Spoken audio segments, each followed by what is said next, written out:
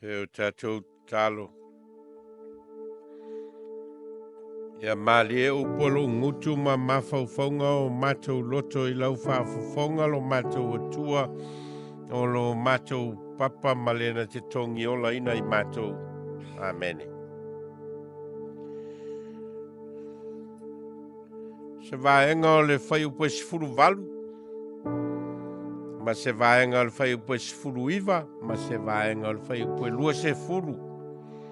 O le tusi sa whaitawina mai le vangalia Mareko I lona tā upo e fitu.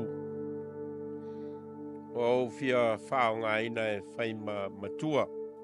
Ta iala ini mawhauwhaunga whale nganga mo I tātou. I le amatanga foi o le nei masina.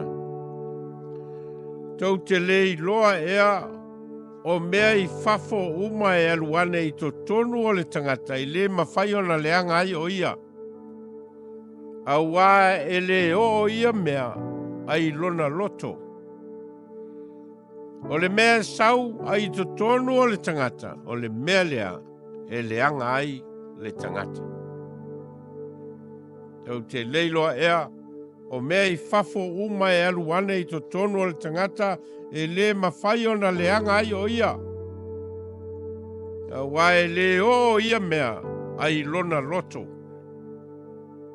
O le mea sau ai totonu o le tagata, o le mea lea leanga ai le tagata. Manatu Autu o le tusfaitau o le nei tae au e faapea. Mama I totonu. Mama I totonu. Taltonunga fale tuspa ia o le tagata soifua e iai lona tagata I totonu. E I foi lona tagata I fafo. O le tagata I fafo, o le tagata lea na whaia e le atua mai le ele. Ma avea matino o le tagata. A le tagata I totonu, o le manava ola lea le atua na manava I le tagata. Ma avea mafesota inga I le vao le tagata, ma le atua. O le loto ma le anganga o le tagata, o le fesota inga lea o le tagata, ma lona atua. Ta tau lao na usita ia e le loto ma le anganga o le tagata, le finangalo o le atua, ina ia vea lea tagata, I totonu o se tagata e muli I le finangalo o le atua. O le tino o le tagata e toe fo I le ele ma le fuefu pe aoti. A le anganga o le tagata na foa I mai ma manava mai e le atua. E toe fo I lava I le atua ma lona afio anga mamalu. Leo lo taua e le tuspa ia o le langi po le malo le atua. No fuanga lea na fetalai ai Yesu o le maota o lona tama ua saunia mo e fatuatua. Finangalo le atua ina ia matua le tagata e pei ona ia le tala o le foafoanga ina ua uma ona whaia le tagata ona sila atu leo le atua whaauta ua matua lei. Mai o le finangalo leo le atua mo le tagata ia matua lei. O le winga o le matua lei I le finangalo le atua ina ia usitai le tagata o lona loto ma lona nganga ma lona tino I le finangalo o le atua. Mele le taua o le matua lei. Mai na ua uma o na whaia le tagata. Ma manava e le atua lana manava ola o lona nganga leo atu I le tagata. O na whai mai leo le mori maua o le tuspa ia. Ua matua lei. Ma o le finangalo leo le atua mo le tagata soifua na ia whaia I lona whaatusa. Ia ola le tagata I le matua lei. Lona winga ia muli le loto ma le anganga o le tagata I le anganga o le atua e whaatonu ai lona ola. Ma ngai ai lona soifuanga I luma. Ma tangia mai ai mea na te whaia. Le atua na whaia o ia. Mea le tau o le matua malelei. A fai e fete nai le nganga o le tangata ma le loto o le tangata ma le finangalo o le atua. Ona a ngai le o le tangata ina na whaatino ina le angasala. Ma ua le savali e tusa ma le finangalo o le atua. Mai ata ngia mai foi mena te whaia. I lona ola whaale tino. Lona nganga ua leu stai i le finangalo o le atua. Oi nae ola angasala ai tangata. Mai o le mele na tupu le ulua i tangata. Ina ua le savali e tusa ma le finangalo o le atua. Au mana al tangata e whailava lona loto. Whai mea nau iai lana vaai. Ina ua vaai atu i le fua o le laau. Ua mānaia pea ai. Ia ona. Na nau le iai o lona loto. Ua vaai atu fo ia mau ai le poto. Ia wana nau iai lona loto i le poto. Ua vaai atu fo iai e ono a vei la ua Matua. Wana nau fo le loto iai. O le lana. Anga sala ai tangata ua le ustai lona loto. Malona ngan i le finangalo o le atua. Fo linga mai o le whawhita uli lea. Io langa o tangata lea na whiangai mai Yesu. Lea ono ta ua i le tala lea na tātou whaitau ai. Wa lea wala langa nei e lea utusi upu ma lea ufarisai o ia Yesu le fesili. Na le mea wala ai o na ai o so ai le i fafano ina o latou lima. Ona e fōringa mai o le fafano ina o lima o se vaenga o anga i whanua matu ma uputu o tangata i utaia.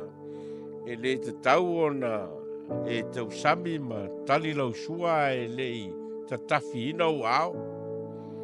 Ma ua vea o se anga nu e whai pea a le tupula o na fōringa le ua anga sala le tangata i uputu ma tu la fono maanga whale anga nu a tangata i utaia. Nea la ua o atu so i Yesu ma ua aia le whano ina o na langa loa leo le fesili lea e leo tusi upu ma leo wharesei o ia Yesu. Nea me ua aia ia o so a elei whawhano ina o latou lima. O ina tali a Yesu. Ma o le tali a Yesu, o le tali e sui ai le talanoanga. E le ina ia talanoa i le whawhano pe le whawhano ina. A ia talanoa i le mea leo lo tupu i tangata i utaia ma leo tusi upu ma leo wharesaio. O le faapea ame o tonu. O lo latou nau ina ia saili tangata e pāu mai a latou uputu. Ae ua le vava ai po latou whaia le finangalo o le atua.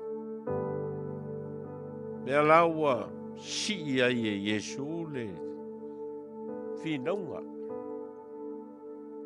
Wal me malia le fōringa mai le tā ua Yesu. O lewa whai atu Yesu i tangata tusi upu ma le au wharesai. Ia, o lea tau te whai mai e tusa ma le tū la whono. Ina ia awai Matua. A o lea tau te awa o tangata. A whai alu le atali po le awa fine ave ana mea i le taulanga. Ona le avea leo se mea e tausi ai Matua. A e tau i Matua. O le mea sa te tau ona watu maoe, le ua ave mo le atua. Ia ona le avea leo se me tausi ai Matua, lea lai whai mai Yesu. Se atoa la le mea le tau te whaia. A wao lea ua, sao el whao punga vo lea na whai e Yesu o outou whaapili na namu. E folo atoa ka mela. O outou whaia le mea se. A wai le fete nai mea ia e lua. E le faapea a whai le mea i le atua ona le tausia ai leo Matua. I le ai. Tausia Matua. Tu sa pe falta langa ile tua. Tau si foi matua. Ai le faapea ave mea e fai matau langa. Ona tu ai leo le ava i matua. Ia lai fea tu Yesu. Alo umautou taimi. E wha mafa ai outou putu. Ai tu le finangalo le atua. Ia lai fai e Yesu le wha upunga le awa outou tu ua. Le polo inga le atua. Ai ta ofi i uputu o tangata. Ono lewa avea. Wa avea mea fata waa. E fai ma mea mafai o latou wa o onga. Ai tu mea ta ua o le finangalo le atua na o mai. E lana fa malamlama i Yesu i tangata maona so tau te leilo ea. O mea i fafo uma e aruana i totonu o le tangata. E le mafai o na leanga ai o ia. A wā e le o ia mea ai lona loto. A le mea sau i totonu o le tangata o le mea le leanga ai le tangata. O le ngā mai e lua i toa i ngā vaai e vaai ai e a le tuspa i le tangata o le tangata i totonu ma le tangata i fafo. O le tangata i fafo o le tino. Ma mea e whaatino mai le tangata. Ma fōlinga vaai o le tangata. Ma lana tau tala le tangata. O mea na te whai ai lea aso ma lea aso. Mea ia i loa atu e le tātou. Mea fo ia e wha matala ai le tangata i lau vaai. E se mai la mai le tangata i tonu. A lea la e whai mai Yesu. E le anga le tangata i mea e alu tonu. O lo whaatau i mea ai. O wā alu atu e le alu i le loto e alu i manava. Ai a sau mea sau mai fafo. O mea lana e sau mai le loto. O mea na i loa ai le tangata. Ia lai whai mai e Yesu o le mea sau mai te tonu. O mea na e le anga ai le tangata. Aisea. Ono o i nae whaai loa ai le anganga ma le loto o le tangata. Le whainga tāo na i loa le tangata i mea tātou te vaia. Le whainga tāwhao na tātou loa le loto ma le anganga o le tangata i mea tātou te vaai ai. A wāla na tau tala. O lana saunoa ma lana fetalai ma upu na te whao ngaina. O mea na te whaia o lana savali ma lana tū ma nanga. Tau te iloa uma, whaingofia na whamatala. Tasi ale vaai ale tangata e na te iloa mai tau mea. O na iloa le tua i ngā tangata. Ao foi na tatala mai a lona finangalo ma saunoa ma upu na te whao ngaina. Mo moli ei lona finangalo. Whaingofia na iloa. Le tua i ngā tangata. Mai loa foi le loto le tangata le masua mai ai fafo ia ona mafaufaunga ma ona langona. Mai longo fia lava le fite na inga o le fina ngalo o le atua. Ia ma le loto le tangata e lei. Ma le anganga o le tangata e le iawa o ina le lei i a fionga le atua. E longo fia le mafai ona na ina e le tangata soifua. Le la e wha matala atu i Yesu i so o ma leo tusi upu ma leo whalasaio i o le me le tupu. Le tau te whai mai i le whawhano ina o lima. A leo te whai atu i ate outou. E le angas tangata i mea e oi tonu. Nā mea o mai fafo. O le angas sala al tangata e sau mai tonu le loto. Whawhita auri tonu lava lea. Lea o lo tala noa ai Yesu i le mta upu lea sa tātou whaitauina. Mai ale fetalai ngā Yesu a wae aluae mai le loto o le tangata o manatu leanga, o le whaitaanga, o le ngaoi, o le fasioti tangata, o le murilua, o le manu, o le amio leanga, o le pepelo, o le mata aitu, o le mataua, o upu whaleanga o le whamaualunga o le mafaufau o ia mea leanga uma e sau mai totonu ua leanga ai le tangata. E leni mea na te iau a tupu ma whaatino le tangata. Le lefa mai e sua le ai. E leni mea fafo seina tupu mea ia. O mea ia, e mea sau mai totonu o le loto ma le anganga o le tangata. Pe a whai e fete nai lo loto ma lo anganga. Ma le finangalo o le atua. Ila. Mea mafua ai ona leanga le tangata. I le leanga o no mea ai e alu totonu. E ala ona leanga. Ono le watangia le mea o lo tatia i totonu le loto. Ma le nganga o le tangata. O le mea na manava mai e le atua le tangata e mafai ai ona feso o tai le tangata ma le atua a leo le mafai e le tangata o na usta ia le finangalo o le atua. Le alai. O na whamatala e Yesu o ina e iloa ai. Ua le mafai o na maua le tangata le matua le leina finangalo ai le atua. A ua vea tangata leanga. Luana ia o ngai fia mai mo tātou le nei tai au mua. O le loto le tangata. O le nofoanga e tatau o na whamama ina e le anganga o le atua. O le loto ma le anganga o le tangata. O le nofoanga e tatau o na mua o na whamama ina e le anganga o le atua. Manatu e le whaingatau na tātou iloa ina ia tangata le lei ma le tangata leanga. E le whaingatau na tātou iloa. A wae tātou te iloa ia tangata i mea lātou te whai. Tātou te iloa tangata i mea e tautala ai. Tātou te iloa tangata i a lātou whātinonga. Hengo fiana iloa. Tu salawa po oe tangata e lotu. Lotu ia sau ma fia e alu lotu. Ai ale atangia. I mea te whaia. Ma mea te tautalai. Mea o lo te tau na moa mai tono le lotu. Toa leo ngāna le alu lotu. E risi lo mtua o le Matua ai. Pao ngā pelo Matua o le Matua ai ngai leie. E risi lo matua na le Matua ai ngā. A ta talo lo matua lea. Te rei whaalongo le tele o upu.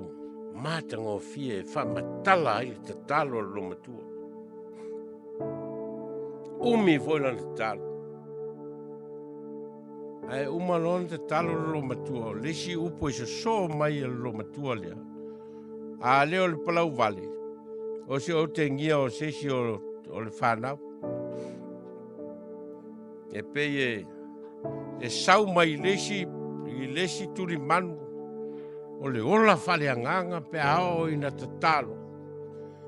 I lesi turi manu. O le matua le anga whaia lava o le loto ia ma le mafaufau. Fiu me tau whawhialo whani mei e rua. I le lo matua lea. Rape nā tātou. Hei teimi tātou tātou tau mawhai ai na ia fia mai tangata ai. Mea tātou te whaia. O le vaai ngā tangata ia manatu tangata o tātou un tangata li. Ai a fua mea lai o tātou lotu. O le mtua leanga whaia lava. E tangata e manatu o le alu le lotu o le whaalinga le o le ola whaleanganga. Ai a umalole a sa e so male so fua maisi mea ia mutua e se ala le mea lai tu. E se le mea lai tupu i tono le ainga, e se le mea lai tupu le whawhiangai mwhanau, e se le mea lai tupu le wā malto lua, e se le ngangana lai whao ngai. E leo whealo whani mea ia e lua. E leo whealo whani le ata wa aia o le mea o lo, fo ringa mai ai.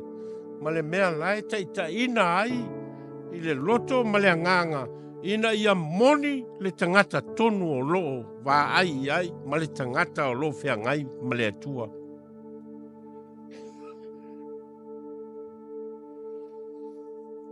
Alatu niko temo e whiangai ma Yesu ma tu fesili. A le tali e Yesu. Se i vanga nau a whanau fou ina le tangata. Nei malama ai niko temo. O le ale winga o le mea o le toe whanau o le tangata. A le alana whamatala Yesu.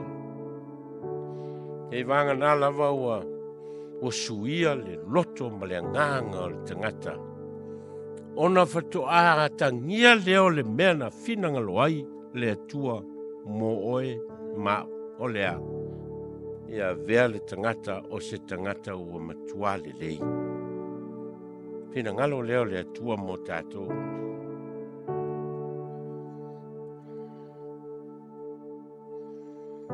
Alane leisi mau oe, sili a Yesu po le ale.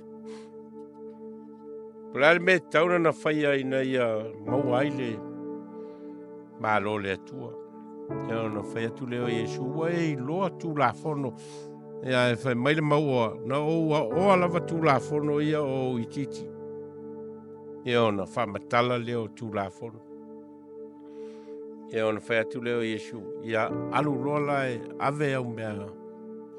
Au o loa ma whatau atu, ia mai e sau, ia matufa i tangata mativa, ona e sau lo le te muli mai a te au.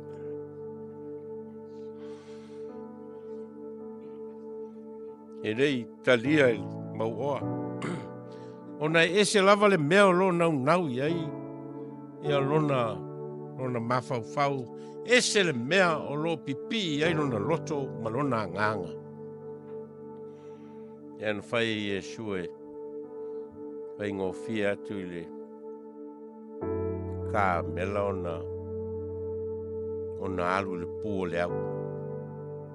E whai ngatā i le mau oa ona ulu whale atu i le malo o le langi. Aisea, ona e ese le mea e na nau i ai.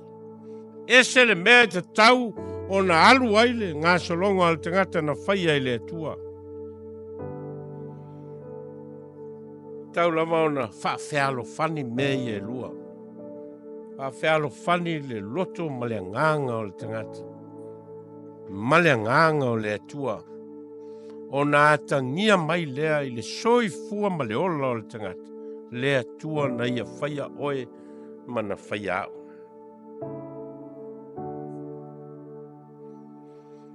E le upo le whai salama e. Sili le tangata na te pū lero na loto na ilo le toa na te ae le olo. Sili le tangata na te pū lero na loto na ilo le tangata na te ae le olo. Lo whata tau mea ia i le mea tau o le mālosi o le tangata e loa ai le mea te tau na whai. Ma le ngawhatia o le tangata na te loa ai le mea finangalo ai le atua. E leo le mālosi. E leo le fita a le nganga o le atua pū lea i o tātou loto. A ongalo na lua e ati tangia le mea moni o iai lo loto ma lo nganga i whati nonga e te whai e so uma o lo wala. O le tangata e le angalo na loto ma lo nanga. Na o mea to i lalo a mea na te whaia.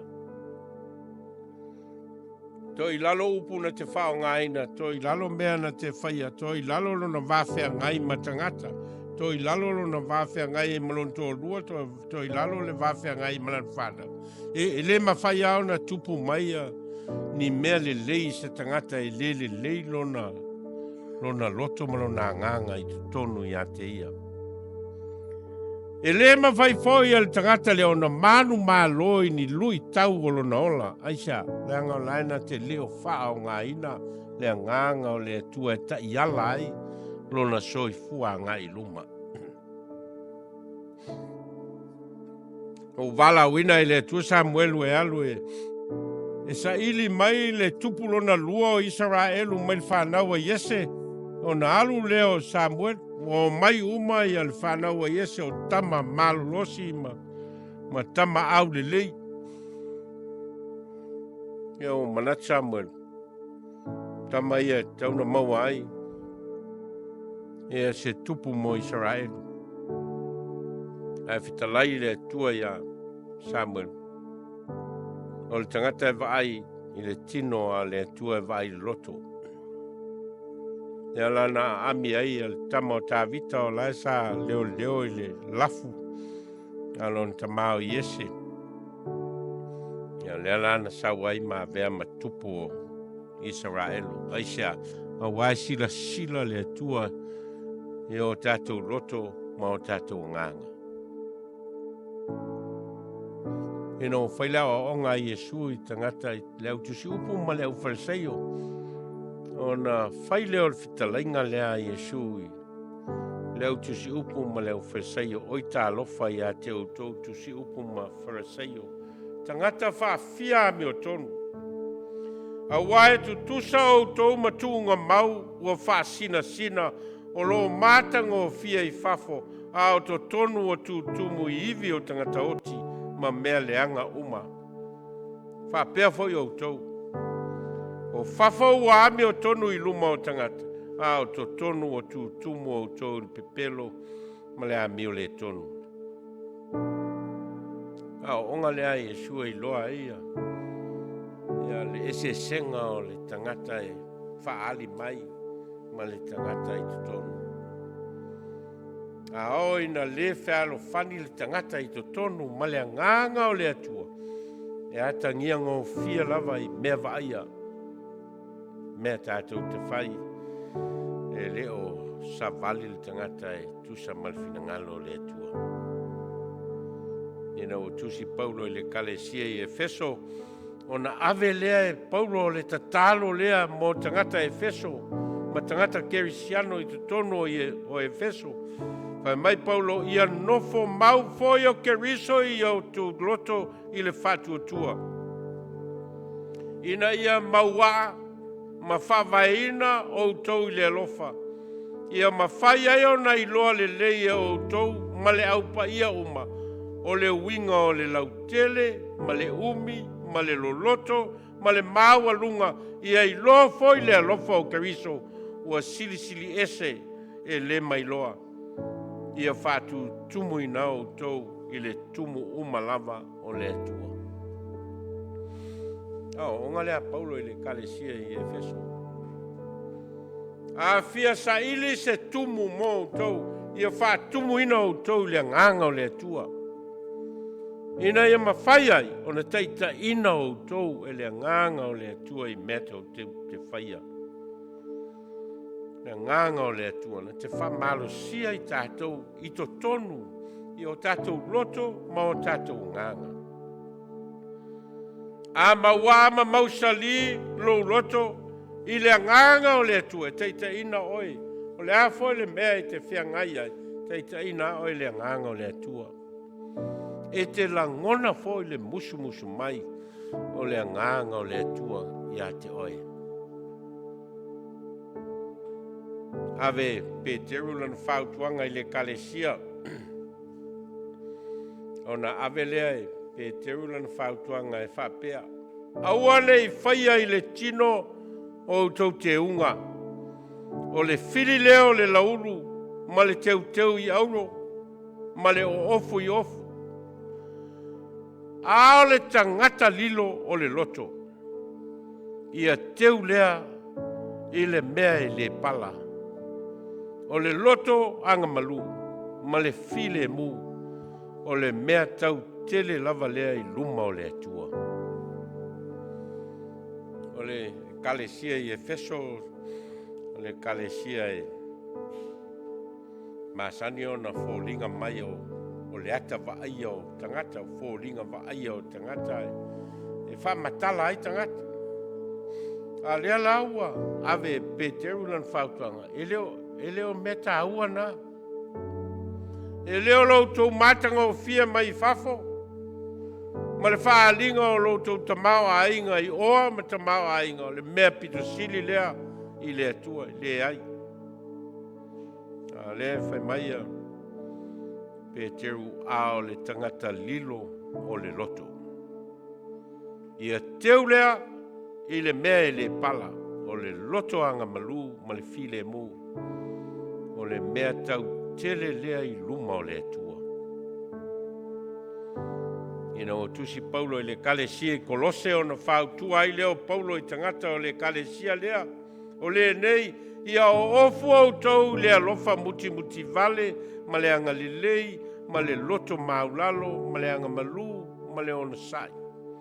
Faapea o eua filifilia e le atua o eua paia ma ua alofa ina. A le alofa e lautua lea i mea oma. O le fusi lea i ato atoa na le lei ai. Ia pule foi le file mu mai a ke riso i o outou loto.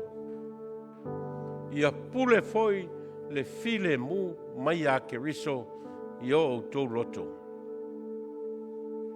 Au tuanga lea Paulo i le kalesia. E na ia vea le so tanga leo le tangata e ala i le loto ma le nganga. Ma le fina ngalo le atua ma le nganga pa ia o le atua. I nae taita ina ai. Nae taita ina ai le tangata kerisiano i mea na te whaia. O i nā foi a tangia mai ai. Le atua na whaia oe i lona whātusa i mea te whaia. Mele nā laiona. Whaia Paulo le whaupunga lea. E leo toi ola au ke risolo ola i totonu i atau. Le ola foi o lo ola i nei le tino o te ola i lava. I le whatu atua i ai Jesu ke risolo lena ia foa i mai o ia e ia lava mo au. Tā ua i ole whea ulea mo tātou. Nei te o tātou whea i malo tātou manatu o i tātou ni tangata lelei. O i tātou fo ni tangata amiatonu. Whesiri mua i lou lava loto ma lou lava nganga po whelai tāti ai. Siri al tangata ia i ate ia whelai tāti ai lou loto ma lou nganga. O whealo whani lou loto ma lou nganga ma le fina ngalo le atua ma le nganga o le atua. Pe e se ale mela i ai le fina ngalo le atua, e se le mele ta atua i lo nganga. E se le mele ta milo i lo loto. Awai, le whealo whani loa mea i ai loa. E atangia ngō fia lava. I lo tātou tangata i fafo. Mea tātou te whaia. Whātinonga tātou te whaia. O upu tātou te tau te talai. Longo fia. Ai ao i na avea nganga o le atua ma le lofa ma le file mua ke riso i teita ina ai tātou. O alava mea e tupu i lo so i fua ma lo ola. Teita ina lava i tātou e le nganga o le atua. Eo tātou tālo. Ai ao mai mo i mātou i le nei fui tai au. O le so i fua ma le ola o le tangata na e whaia i lo lava whātusa. Ia vea masoi fua maola e pipi mau i ate oe malo nganga. Teitai nai mea mātou te whai. Teitai nai lo mātou ola whātino. Teitai nai lo mātou ola whale nganga. Ia whaloto te tele mai mātou ola whanau. E na ia ngai pe luma lo mātou ola ngā rului. Mai ia vea mavi ngai ate oe o no lo suafa Jesu. Amen.